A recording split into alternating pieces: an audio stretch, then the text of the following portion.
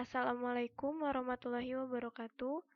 Nama saya Vista Dwi Septiana, NPM 19170510666 dari kelas A Program Studi S1 Ilmu Komputer.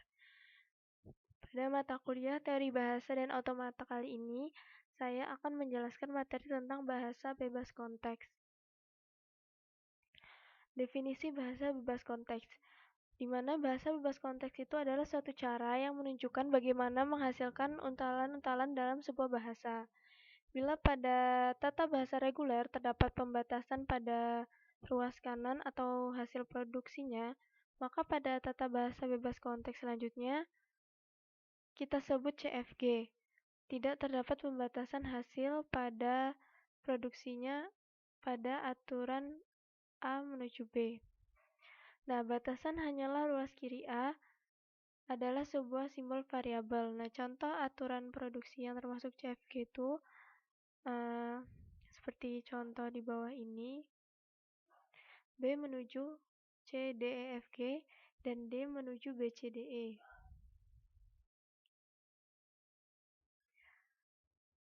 Pada tata bahasa bebas konteks bisa terdapat lebih dari banyak bagian yang belum diturunkan, dan bisa terjadi di mana saja. Ketika penurunan itu sudah lengkap, semua bagian yang belum diturunkan telah diganti oleh string-string yang mungkin saja kosong dari himpunan simbol terminal.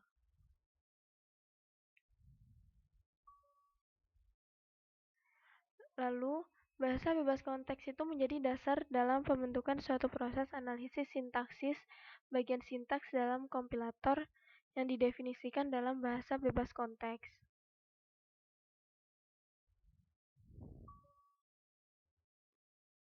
Lalu penyederhanaan tata bahasa bebas konteks ini ada menghilangkan produksi useless, menghilangkan produksi unit, dan menghilangkan produksi E.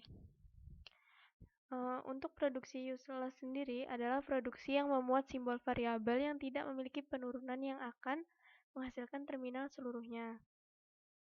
Produksi ini tidak berguna karena bila diturunkan tidak akan pernah selesai, dan produksi yang tidak akan pernah dicapai dengan penurunan apapun dari simbol awal hingga produksi itu berlebih. Produksi E adalah produksi dalam bentuk A menuju E, atau bisa dianggap sebagai produk kosong. Nah, penghilang produksi E ini dilakukan dengan melakukan penggantian produksi yang memuat variabel yang bisa menuju produksi E atau biasa disebut itu mutable. Lalu ada pembagian tata bahasa bebas konteks. Nah, yang pertama tuh ada parsing. Di parsing ini tuh adalah sebuah pohon yang merupakan suatu graf terhubung tidak sirkuler.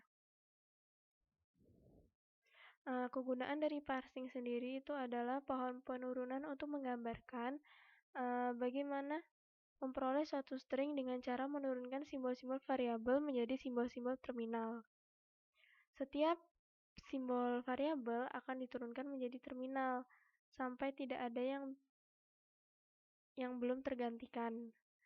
Lalu yang terakhir ada ambiguitas, terjadi bila ini tuh terdapat lebih dari satu pohon penurunan yang berbeda untuk memperoleh suatu untai. Misal, terdapat tata bahasa bebas konteks pada gambar di bawah ini, yaitu S menuju AB, lalu A besar menuju A kecil, lalu B menuju A. Nah, untuk memperoleh untai A kecil bisa terdapat dua cara penurunan, yaitu S menuju A kecil, lalu S menuju B menuju A kecil. Nah, itu materi dari bahasa bebas konteks yang bisa saya sampaikan. Apabila ada yang kurang, saya mohon maaf. Saya akhiri. Wassalamualaikum warahmatullahi wabarakatuh.